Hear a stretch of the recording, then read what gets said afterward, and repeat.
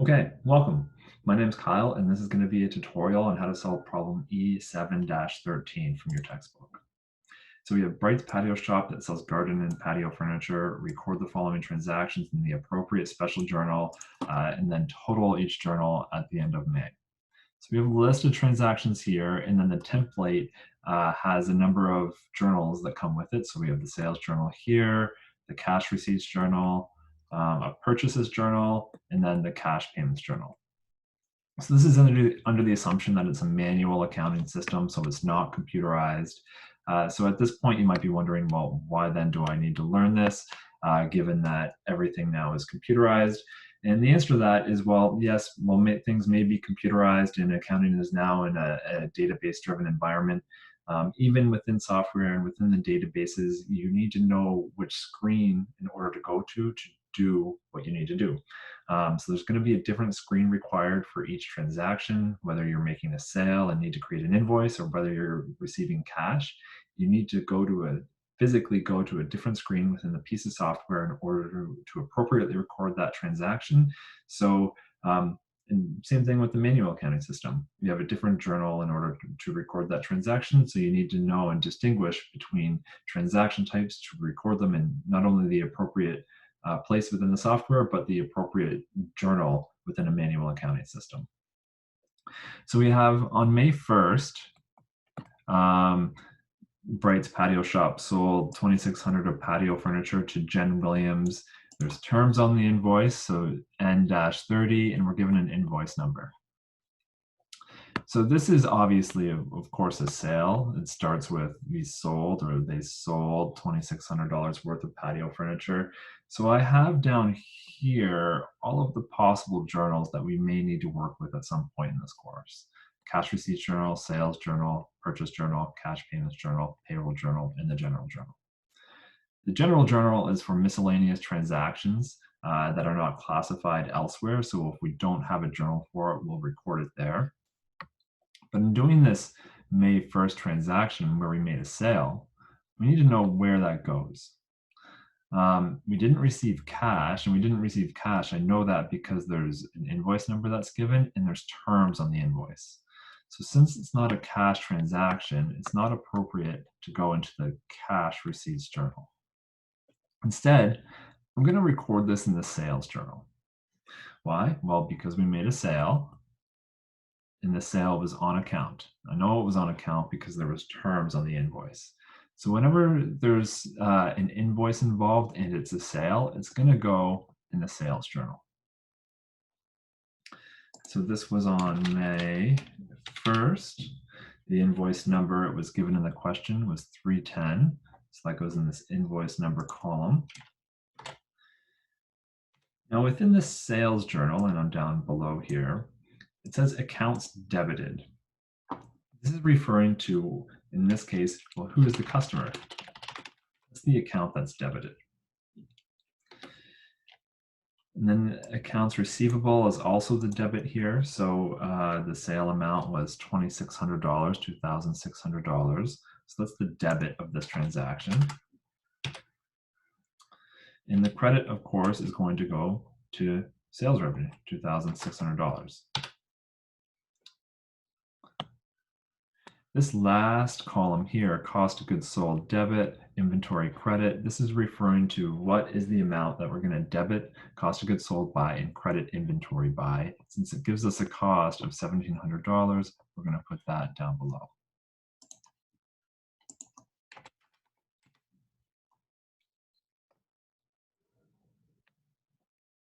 So everything that's included within the sales journal is going to be an accounts receivable transaction, and it's going to be sales revenue.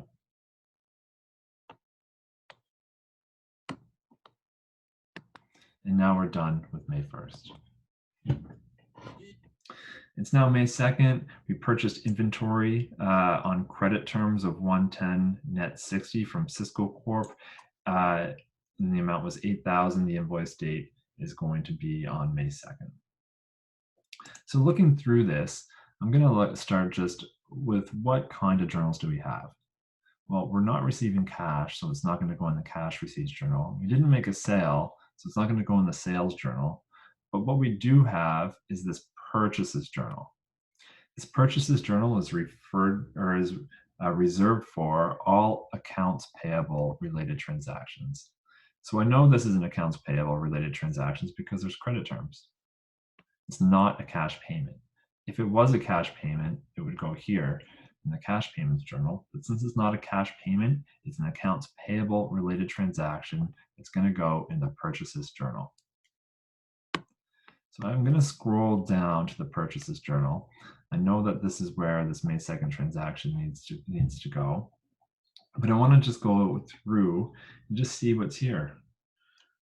So we have date, account credited, invoice, terms, posting reference, AP, inventory, and so on. So what's the important information from this question I need to know?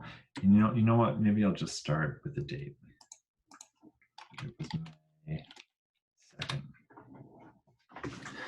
So the account credited in this case isn't referring to what is the chart of account, what's the general ledger account that's going to be credited. It's who are we purchasing it from, and it's Cisco Corp. So I'm going to start by just putting in Cisco Corp in the account credited column. The invoice date, remember, it was May 2nd. The terms on it were 110 net 60.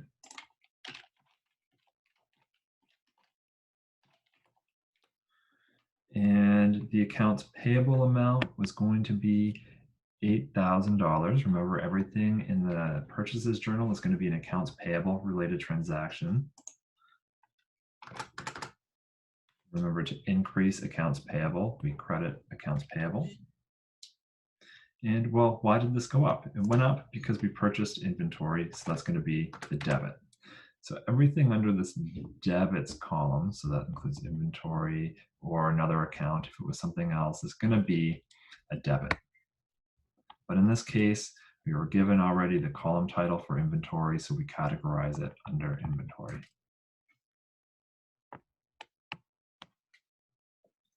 Now we're done with May 2nd. That's all we needed to do. It's now May 5th, and we sold inventory for cash. Let me just erase this markup.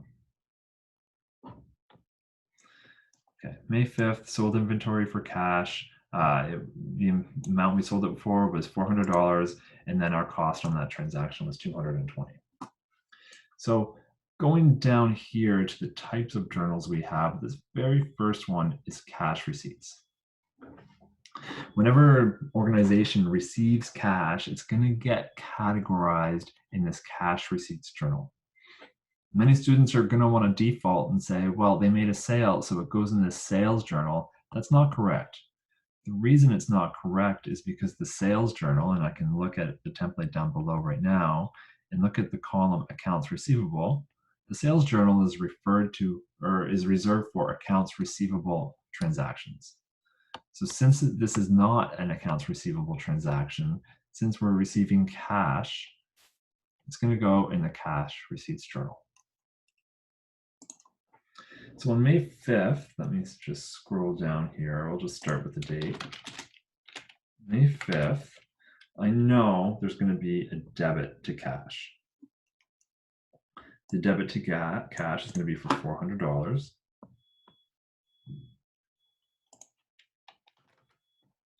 And the reason cash went up, so the credit is going to be to sales revenue. It went up because we made a sale.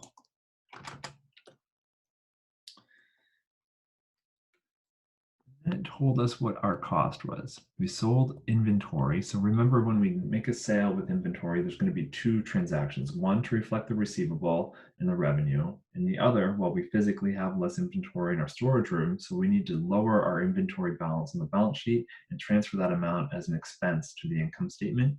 That amount is $220 in this example. So we have the amount of cost of goods sold we need to debit and inventory credit. That amount is going to be $220.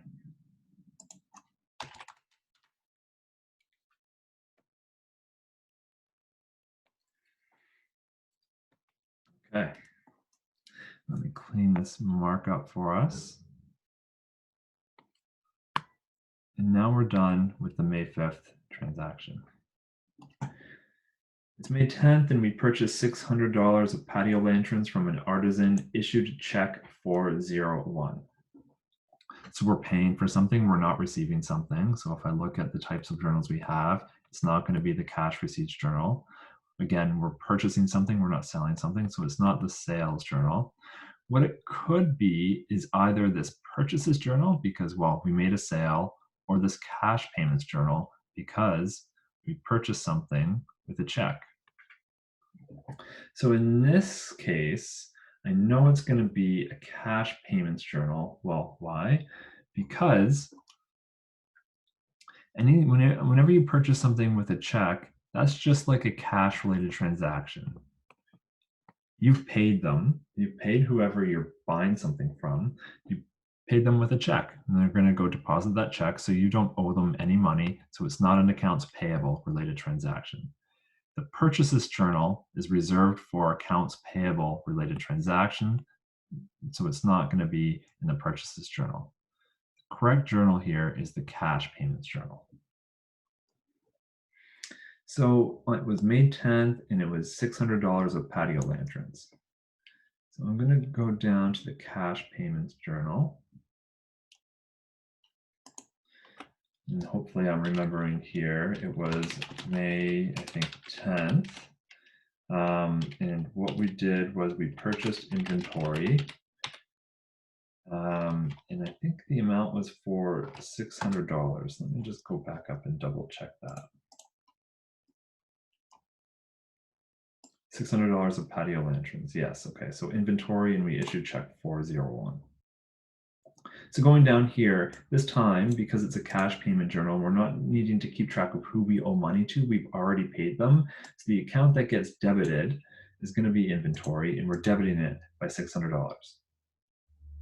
Since we paid them with cash, a check, which is just like cash, we're going to credit cash by $600. We paid them with check number, I believe it was 401.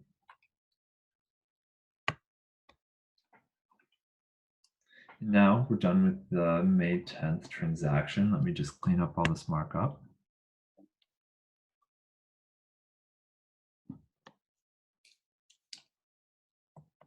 Okay, halfway there. May 15th.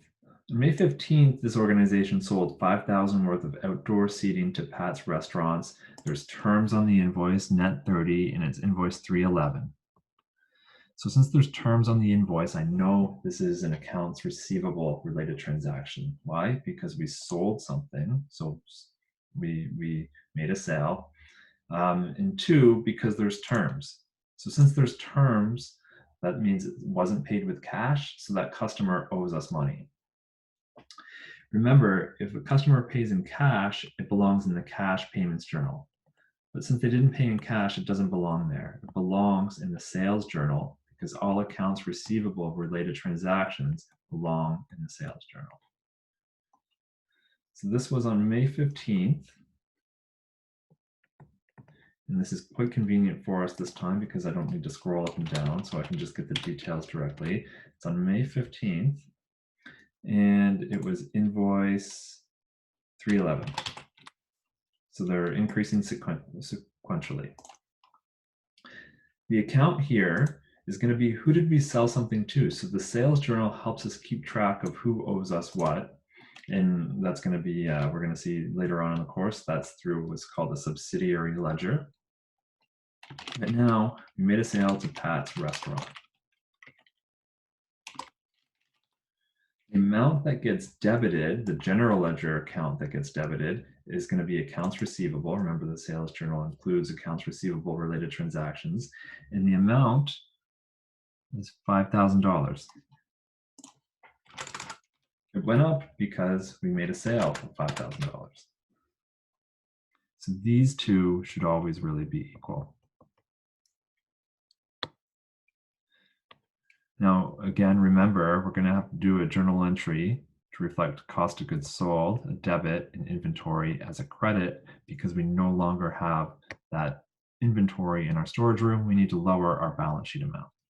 It tells us on May 15th the cost was $3,400. So that's going to be the amount we're going to put here. That would be the debit to cost of goods sold and the credit to inventory. Now we're done with May 15th. And let me just clean up all this markup.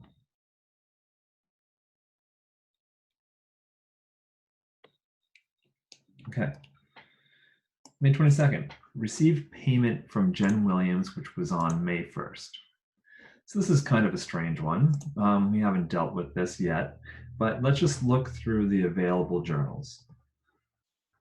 We have this cash receipts journal first. This is for transactions whenever we receive cash. Here on May 22nd, we're receiving payment. They're paying us in cash because on May 1st, we had this invoice. We gave them an invoice and we had an accounts receivable for it. Now that it's May 22nd and they're lowering their accounts receivable and they're paying in cash. So this is going to be a cash receipts journal transaction. And it was the date here. I'm going to have to scroll up and down again, which is a little bit unfortunate. I believe the date was May 22nd. Yes. And I need to look and see, well, how much did they owe us? And there's a couple places I could find this information. I could look on just the May 1st line and see, okay, well, we sold 2,600 worth of goods to this customer. So that's of course going to be the cash amount. Or I could look into the sales journal because I know the sales journal includes all accounts receivable related transactions. On May 22nd, it said it was from Jen Williams on May 1st. So Jen Williams on May 1st owed us $2,600. So I know that cash is going to go up now by $2,600. It's going to be the debit. We're debiting cash by $2,600. We're of course lowering accounts receivable here, so we need to credit accounts receivable. Credit accounts receivable by $2,600. Balance out my journal entry. The account here refers to, well, who did we receive cash from? Jen Williams. And that is all we need to do for this transaction. So let me clean up all this markup. Scroll to the top. And say, yeah, we're good with May 22nd. Okay, now it's the 26th. We received payment from Pat's Restaurant. Remember, that's the May 15th transaction. So looking at the available journals again, whenever we receive cash, it gets recorded in a cash receipts journal. So since we're being paid here in cash, we already had an accounts receivable set up for them. We set that up on May 15th. We're now lowering that because they're paying it off. So it's going to go in the cash receipts journal. This is May 26th from Pat's Restaurant. While that's fresh in my memory, I'm just going to type in May 26th and Pat's Restaurant. Now I'm going to go up and see, well, what was the amount? And I can just look at the sales journal to get that information. On May 15th, we made a sale to Pat's Restaurant. The account receivable set up for it was $5,000 and it was a debit. Now I need to lower that because, well, they're paying it. So I'm going to credit accounts receivable by $5,000. So I'm going to credit accounts receivable by $5,000.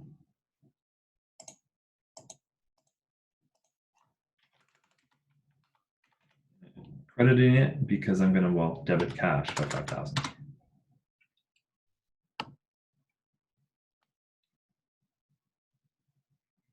Okay, we're almost done. Done with May 26th.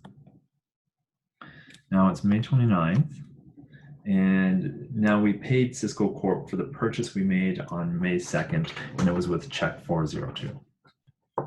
So cash receipts journal is for when we receive cash, so this is inappropriate. Sales journal is for when there's an accounts receivable related transaction, so this isn't appropriate. Purchases journal is for when we buy something and it's on account, so accounts payable, so that's not appropriate.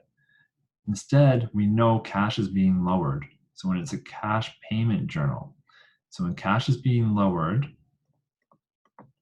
it's going to be the cash payments journal. So I'm going to remember it was May 29th and it was Cisco Corp. I'm going to scroll down to the cash payments journal. May 29th. Oops.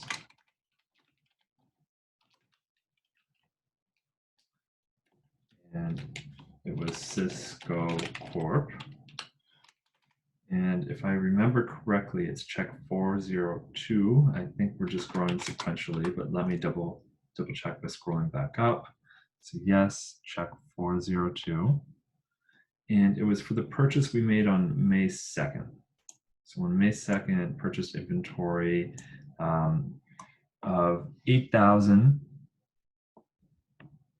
And it was on May 2nd. The terms of it were 110 net 60. So we would have received a 1% discount if we paid within 10 days. It's May 29th, so we're not within the discount period anymore. So we're going to be paying the full $8,000. That's how much cash is going to decrease by. So if I go down to the cash payments journal, I know cash is decreasing by the full 8,000. And I'm also going to lower our accounts payable balance by debiting accounts payable by 8,000. And now we've accurately reflected this within the cash payments journal. Okay, I'll just clear this markup. Done with May 29th. I'm going to see if we have any other requirements to this problem. And then, okay, we've recorded the transactions in the appropriate special journal. That's done. What's not done is then totaling each journal. So we'll just go through and total this fairly quickly. It won't take very long. Accounts receivable is going to increase by a debit of 7,600.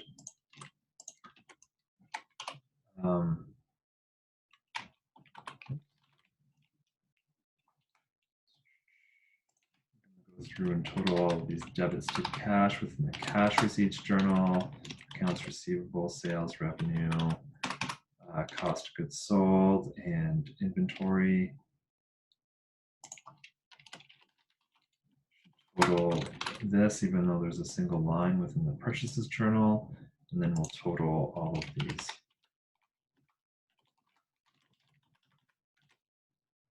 Okay, and now we've done this. We've totaled each journal. So this problem is done. It's 100% complete and correct.